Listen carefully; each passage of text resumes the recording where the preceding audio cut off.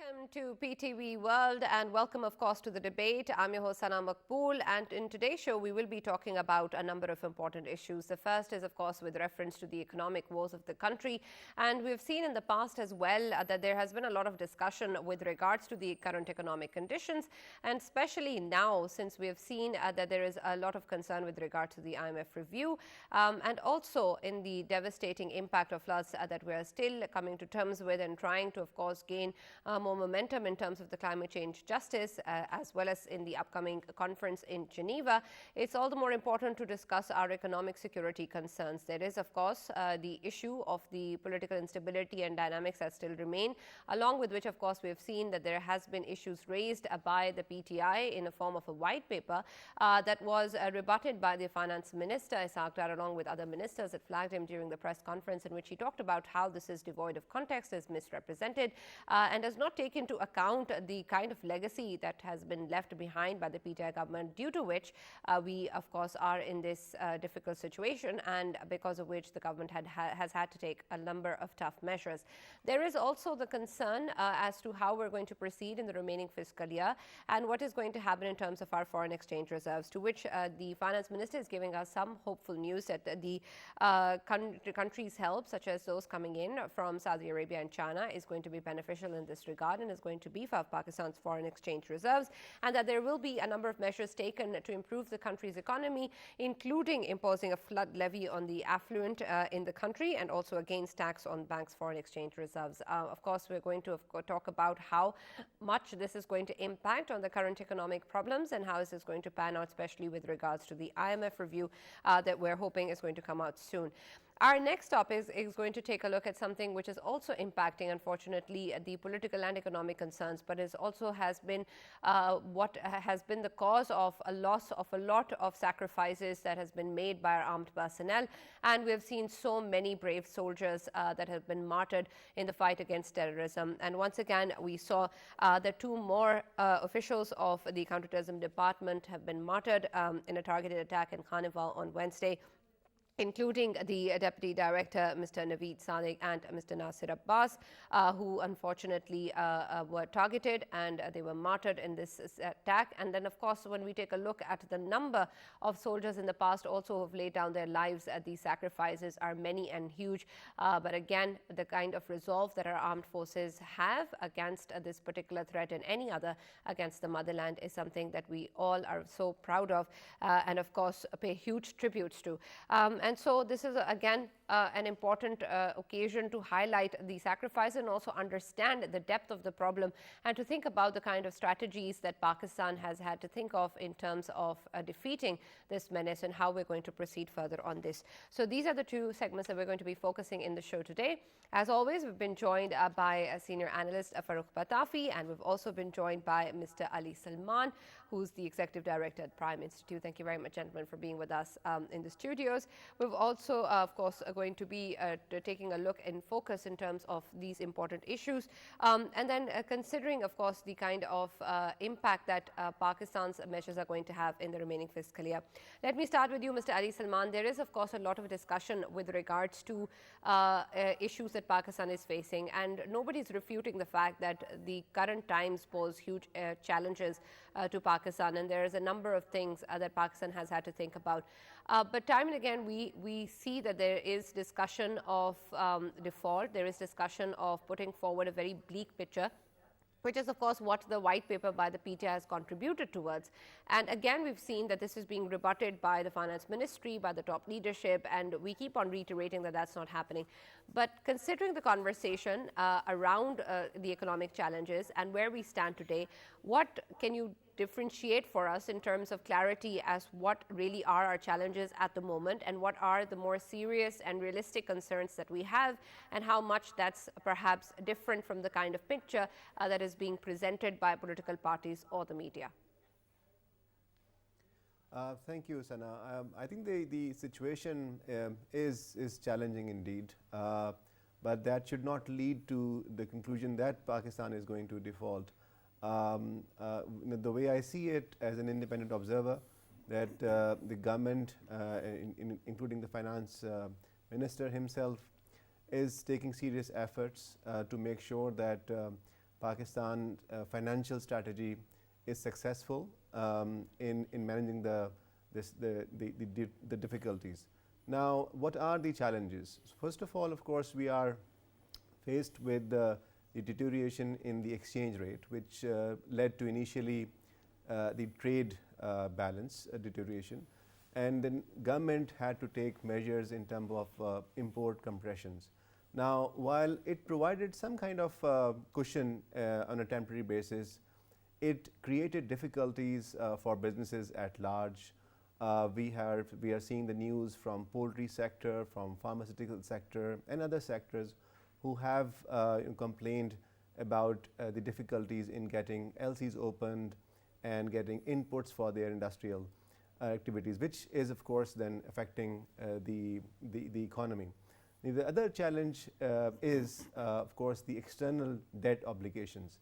Pakistan successfully met the last major payment, which was due in early December, which was certainly a good news.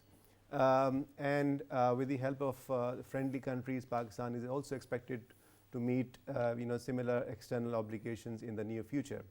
But I think what worries me is government insistence on the administrative controls on the imports, which is leading to instability in the forex market. And that is, I think, is a point of concern also from the IMF. I think what government needs to do is at one point it needs to relax the exchange rate. On the other side, it needs to make sure that it should just sit down with the international creditors and take realistic measures in terms of the debt restructuring, because in my view, if we insist under the current situation where Pakistan is under severe fiscal challenges also because of the floods and less than the optimal tax revenue collection, if we insist on keeping the current schedule of external debt payments on target, then we might have to take other tough measures such as increasing the electricity tariff, which will be very difficult for the public to bear.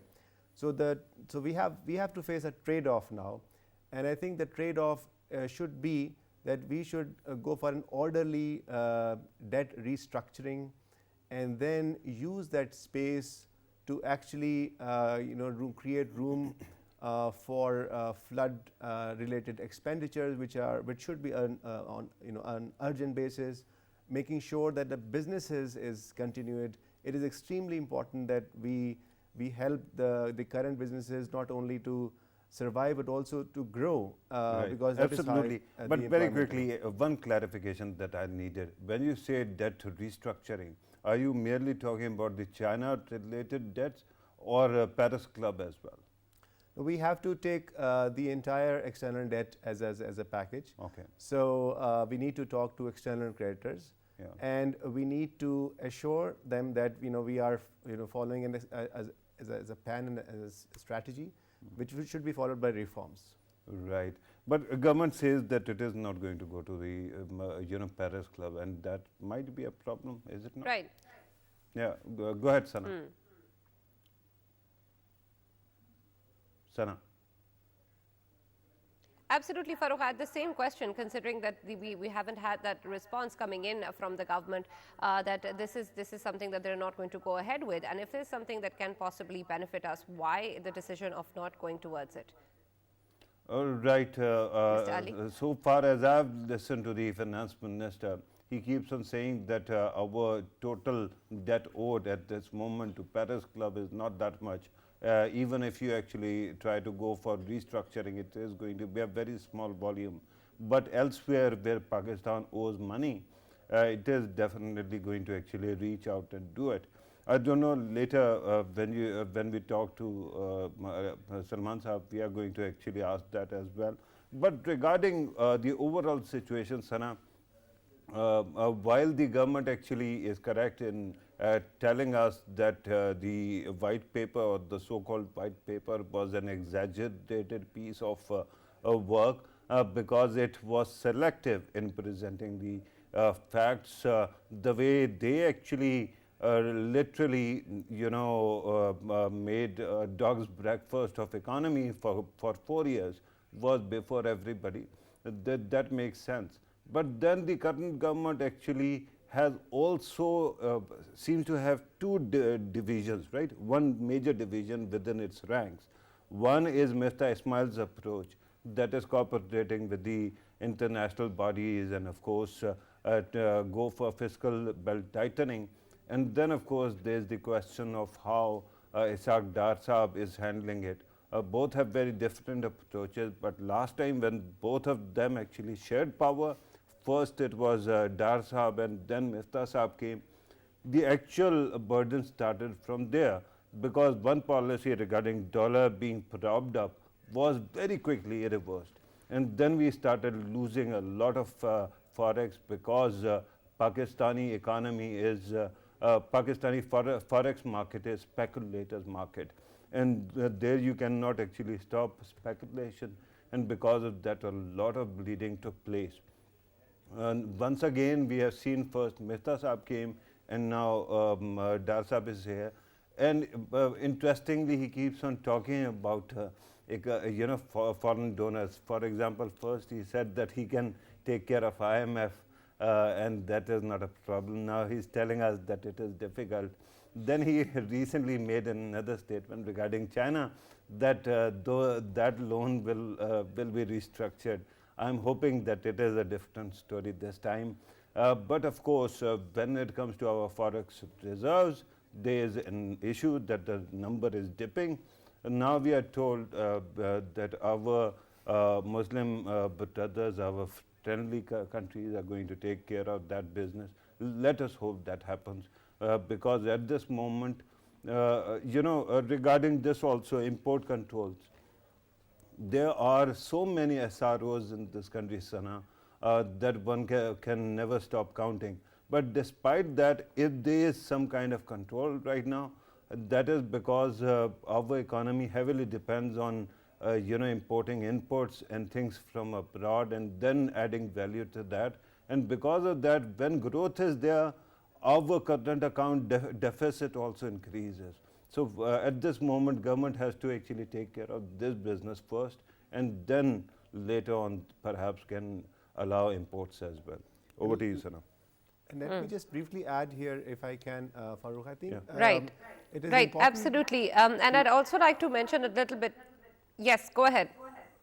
No, I was just making this point about the external debt restructuring. And look, for instance, recently we successfully negotiated with the World Bank, is going to contribute about $500 million towards a flood rehabilitation package. Now, even this amount in a larger scheme of our external debt obligations, which go up to about $26 billion in a year, may not sound a lot, but this chunk or such chunks of restructured debt repayments can help in certain ways. So I think we should be open about the realistic options here, and then educate the public about the consequences of all these options. While we will need to stay within the confine of the IMF program, but there are options of debt restructuring. We, as in the state of Pakistan, government of Pakistan, or we, the analyst and journalist? Well, currently we are, I think, talking about the options available to the government. So the government, right? Yeah, absolutely. Sana. Right, absolutely. Mr. Ali Salman, I was earlier also coming towards the question with regards to friendly countries helping us and supporting us. And this is something that, of course, Mr. Ishaq Dar has mentioned that is going to help our current situation and our foreign exchange reserves. But there is a lot, of course, that we keep on emphasizing with regards to the IMF review as well. And there has been a number of delays, and there are many different reasons that have been cited for it. But we know of some of the requirements that have been coming in from the IMF, especially with regards to our assessment and our response towards the flood damages.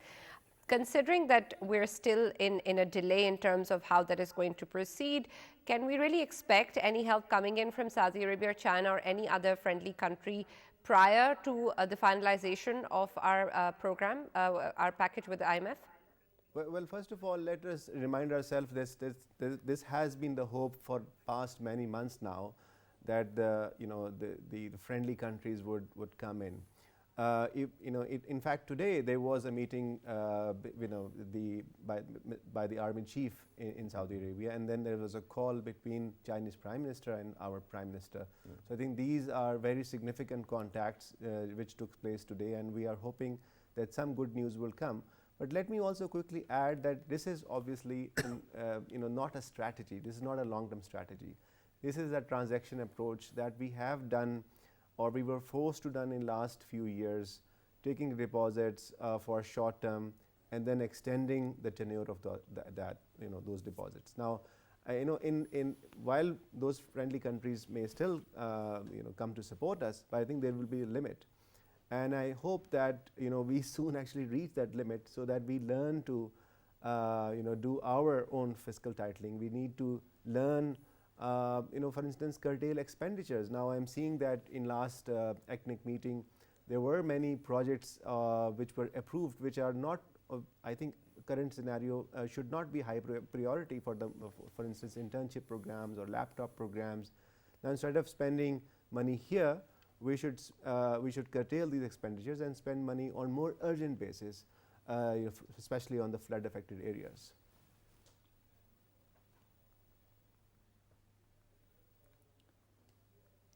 Right, absolutely. And with regards to the flood affected areas, Farooq, I want to also understand the importance or the consequence that the Geneva conference and our discussion with the donors there is going to have on our discussion with the IMF as well. Of course, we hope to meet the IMF on the sidelines as well.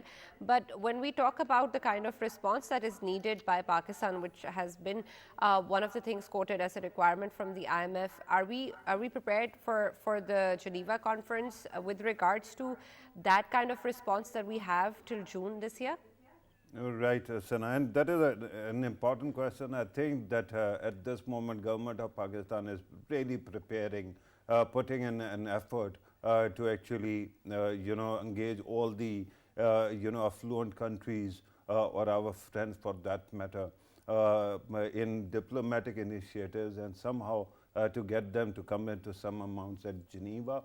And that is not all. Then there has to be this series of presentations and persuasive arguments that will also be there.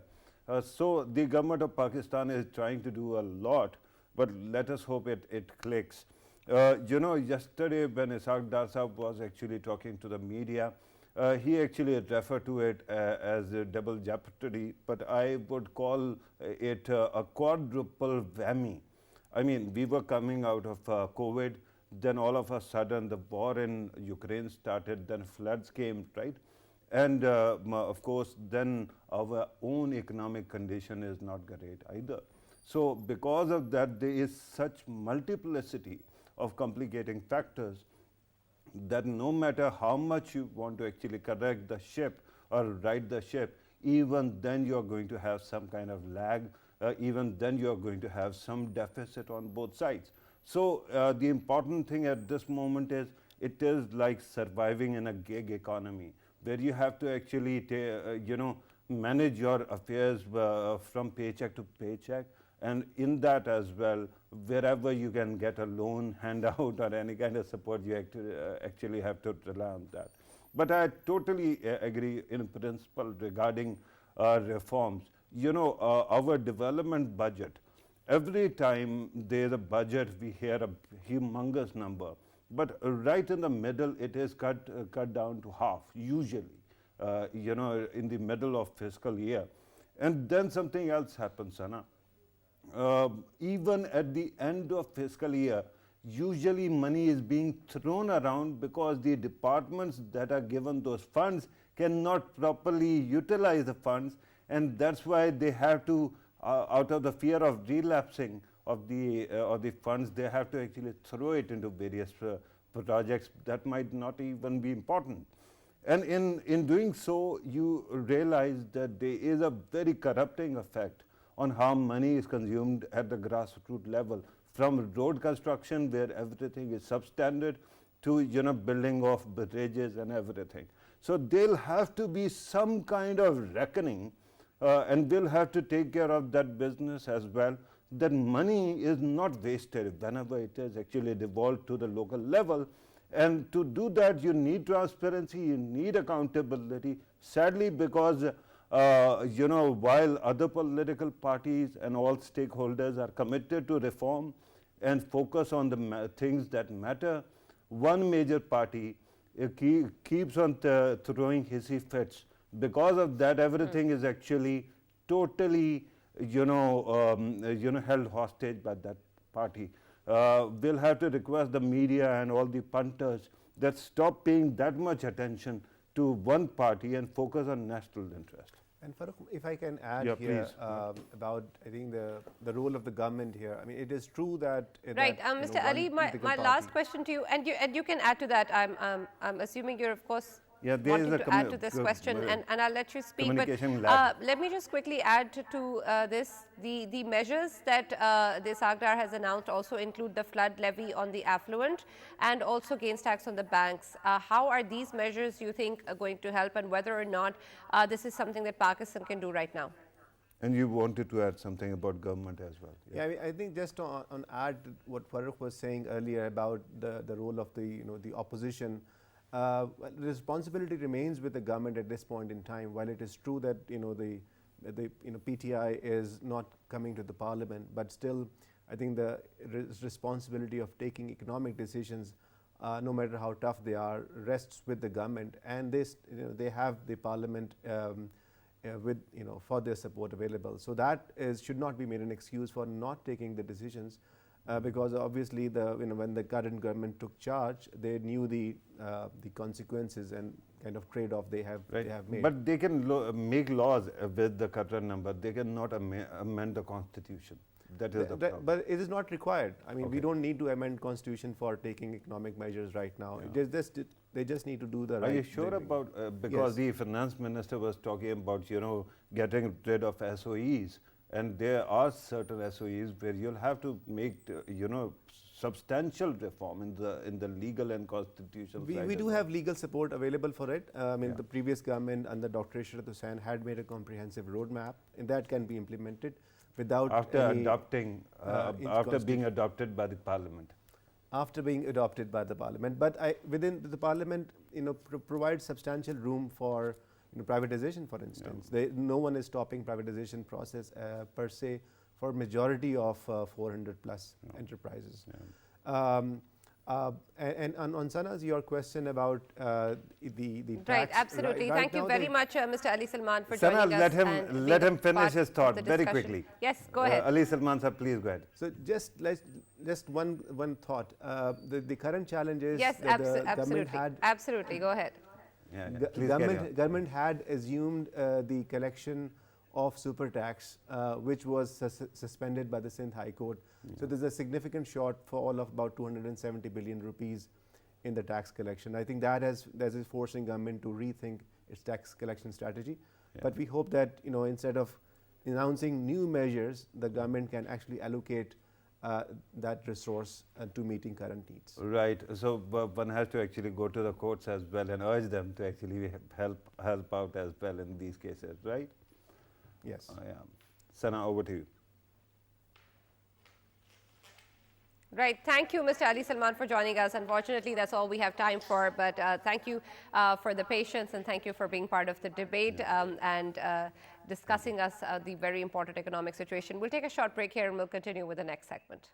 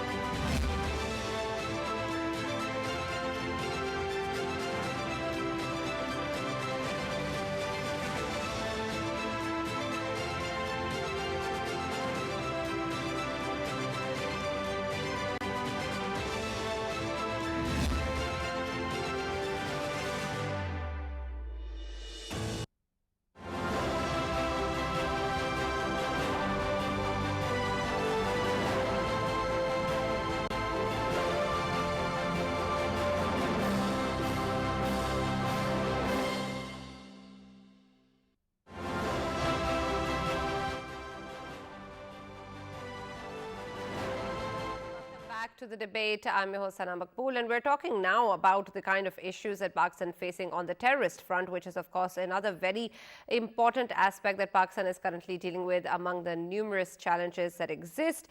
Unfortunately, we've seen that in a targeted attack in Carnival on Wednesday, two soldiers have been martyred in this fight against terrorism. Two counterterrorism department officials, including the Assistant Director, Mr. Naveed Sadiq, and Mr. Nasir Abbas, unfortunately lost their lives in this attack.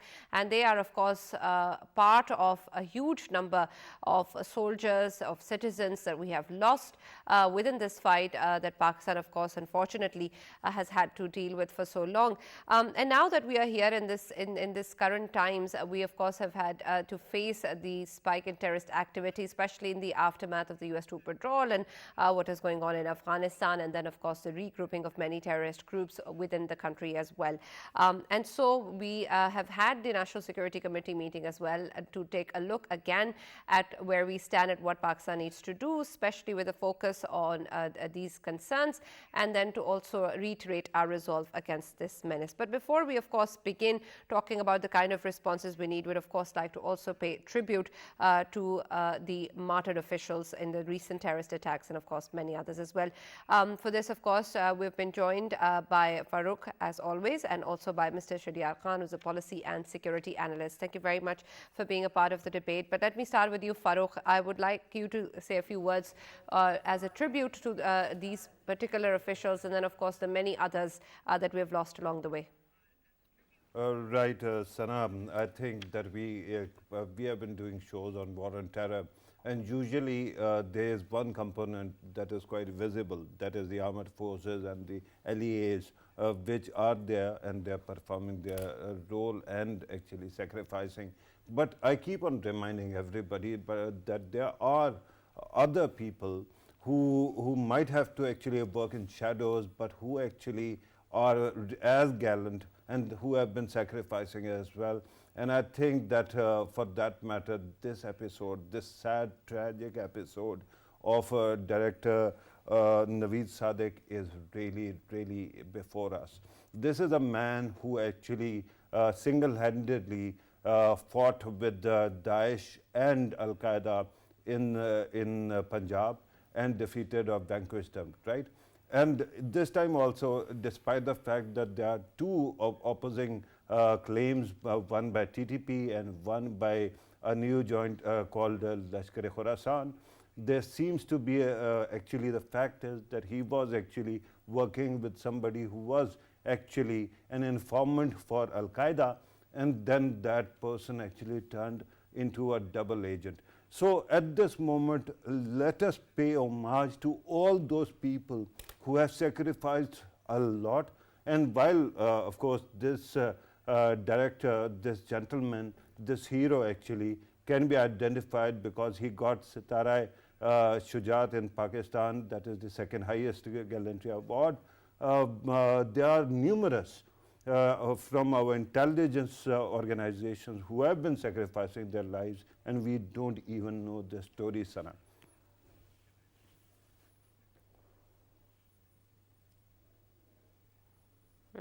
Absolutely. Mr. Sheharyar Khan, considering, of course, that Pakistan has once again reiterated its resolve to fight against this menace, and considering the kind of recent spurge in terrorist activities that we've seen, especially the kind of concerns that have been shared by even embassies within the country, and what we've seen happening in KP and perhaps also in the federal capital, this raises a lot of concerns as to whether or not we are now back again dealing with the same kind of threat that we had to many years ago.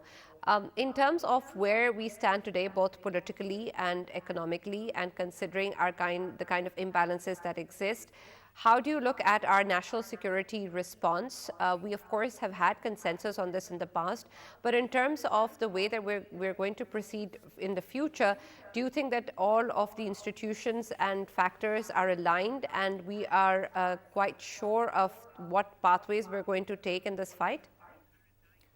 Sana, thank you so much for having me. And before I start, I also want to pay tribute to our fallen soldiers, our comrades who have been helping us, supporting us, and keeping us safe. And as Farooq very correctly pointed out, that these are the people who have been like keeping Pakistan safe, and they have been working from behind the shadows.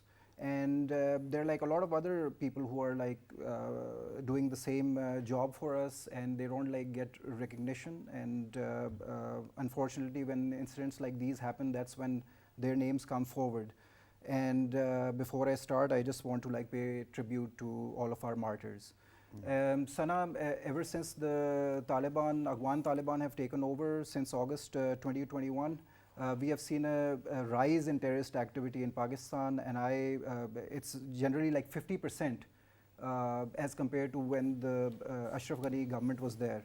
And since 2021 August, we have lost over 500 lives, 500 Pakistani lives and 500 lives of our soldiers. Before we move forward, what we as a nation, what we need to do is we need to reassess our Afghanistan policy that was in place for over the last how many years. I personally believe we had like a lot of misplaced expectations from the Afghan Taliban, and we were under the impression when they come into power, this whole issue with the TTP would be resolved. They would be taking action against these militant groups that have been operating from Afghan soil. Unfortunately, that did not happen. And if you look back a few months, even like one last year, Pakistan is the only country that has advocated for the case of Afghanistan across the world. We have advocated for humanitarian support. We have also advocated, and we have also gone towards the international community, and we basically made this case that these the new Afghan Taliban are reformed. They are practical. They are pragmatic, and these are not the Taliban that we had experience of from the 90s. Unfortunately, that was not true. And I personally believe that the militants have taken a lot of like encouragement from how the Afghan Taliban took over. And now they are emboldened, and they have like started attacking Pakistan again. And we are like now facing the same terrorist activity that we were facing over 10 years ago. And this is a cause of concern. One encouraging thing right. So what does this understanding mean for our strategic response now, especially if we take away the factor of the Afghan Taliban, and if we don't have expectations from them? Well, what we basically saw a few days ago is the National Security Committee's meeting that took place, and the Prime Minister of Pakistan took a very firm stance against terrorist activity emanating from our neighboring countries, and we basically made a resolve that we would not allow any neighboring country to harbor any terrorist outfits and to basically take any attacks on Pakistani soil. So that is a positive first step. Given our economic and financial situation right now, I don't like see that a large-scale military operation would be practical right now. I personally believe that we need to talk directly to the Afghan Taliban and take this stance more firmly. And one another thing that was positive that came out of this meeting was the reinitiation of the national internal security policy of Pakistan. And we've seen that this policy was formulated in 2018, and unfortunately all civilian governments after that did not basically take this policy forward. Kinetic measures alone will not be able to solve this problem. This problem is more systemic, and there needs to be a more holistic approach other than just kinetic measures or IBUs. We'll have to like right, absolutely, and that's important. And Farooq, I of course like your take on this as well. But in terms of the National Security Committee meeting, I want to understand something, that we keep on emphasizing the fact that there is a resolve that has been spoken about, that there will be zero tolerance, and that's going to be the policy that Pakistan is going to take. And you have perhaps earlier also referred to the fact that maybe that is also something that hasn't always been there, and that is something that we're going for. But I want to understand what new came out of the National Security Committee, because when we talk about re-evaluation, especially in terms of our responses, have we somehow shifted in any way in terms of how we were dealing with the terrorist groups within Pakistan, or this threat pre Right, the National Sana. Security Committee meeting and post the meeting? Right, right, Sarah. Actually, whenever such a high level meetings take place, after that a handout comes out, and in that usually formal language is used, and not a lot is actually given. But then we also keep on hearing from various stakeholders what might be discussed, and the methods and means also. Usually the government of Pakistan does not actually disclose its strategies, but there are two or three very significant things that one has to actually look at. During the previous government, when Afghan Taliban took over, at that time, government of Pakistan actually sort of was lured into this expectation, as it was put, or this promise that somehow Afghan Taliban are going to help us either smoke out the TTP, or then they later said that start negotiating with them, right? And in that, we reversed a lot of policies very quickly, through which they gained a lot of momentum, right? So one thing very clear that came out of this was, ensuring that Afghan Taliban will not be given that kind of leeway. They will be directly spoken to. And then, of course, regarding the TTP and all these proscribed organizations, whatever concessions were, tentatively being offered, they will be reversed as well. And finally, if you remember, there used to be a body called Apex committee on every province's level, and that was somehow scrapped for after a considerable time, and then nobody actually revived it. I think it is also prudent that that has also been revived, and now the military will also be once again an important component of these policies. So that is good news, because as we saw yesterday, Sana, a very clear statement came out, and after that TTP issues threat to two major political parties, even to the Prime Minister and the Foreign Minister. And then we saw the softening of the language, right? Because the politicians, no matter what, are not battle hardened, they are not actually that much fortified, although leaders at the top might be, but they are followers or their supporters at the grassroots level are actually sitting ducks, so to speak. So there was some softening. So army will have to drive, or armed forces will have to take a lead in this as well, and that can help. Unfortunately, Sana, earlier when you were talking about consensus, I noticed one thing, and I was thinking about this thing, that while 13 major parties are in government and they are behind the NSC's resolve, one party's leader, today we are actually talking about sacrifices by Pakistan's premier intelligence agency. And today one leader who was given so much of respect by this country that he was made Prime Minister was on television bad-mouthing the same agencies. Tell me that the person who could in his heart find the language for Osama bin Laden, he later said that he called him Shaheed accidentally, and then when Taliban took over, even there his language was anti-slavery and pro-freedom, and he can't actually find that kind of leeway or that kind of soft corner for the agencies who are literally dying at this moment for the country. So this issue is also there, and we'll have to talk about this, because if somebody is apologist of the terrorist, they cannot be actually given that kind of berth. Sana. Absolutely, and that's an extremely important aspect that I'd like Mr. Sheharyar to also comment on very quickly, considering, of course, that when we take a look at not just perhaps one person, but perhaps many others, but it's important to understand that when you're in a position of power and influence, it makes it all the more different. And so what do you think we're going to be doing in terms of our strategy forward to not only target the terrorist groups, but also to target such people who are terror apologists? Well, Sanam, first of all, I would really want to say that unfortunately there is so much political polarization in Pakistan right now, and I want to take Farooq's point forward that we are kind of like ignoring the monster that is knocking on our doors right now. Because of this political polarization, this separation in political narratives right now, we are kind of like forgetting that there are like guardians who are like looking after us, and they should be respected, and they need and they deserve the honor that they bring to the jobs. And unfortunately, they are not being recognized right now, and we are just like busy in like political rhetoric, and we are not like paying attention to the issues that are confronting us right now. Those issues can be economic, and they're also like security related.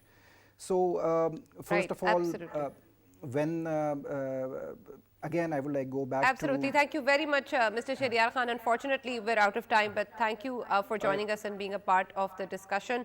And Sheharyar Khan for sharing your views with us, and of course Farooq for being a part of the debate as always. There is much still left to talk about, especially on this front and many others, but we hope that Pakistan is able to make important decisions and target the kind of nuances that exist that need to be tackled with if we hope to move forward, both in terms of the issue of terrorism or political domain or the economy. That's all that we have from the debate. We'll see you tomorrow.